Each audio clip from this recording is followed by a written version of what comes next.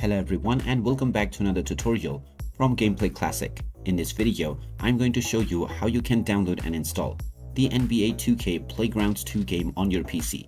So let's get started right away. First of all, open up the Steam application on your device, and once you are taken into the store page, you can click on the search box and now just type in NBA 2K Playgrounds 2 to begin your search.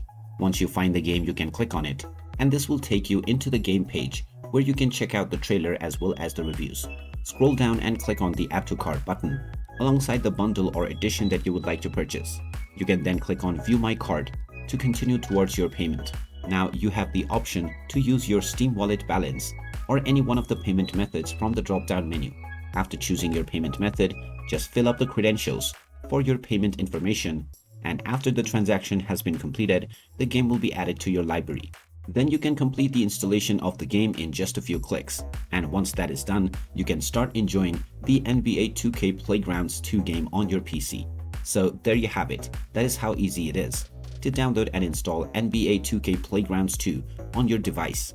If you find this video helpful, don't forget to hit that like button and subscribe to our channel for more useful tips and tutorials. Thanks for watching, and I will see you again in the next video.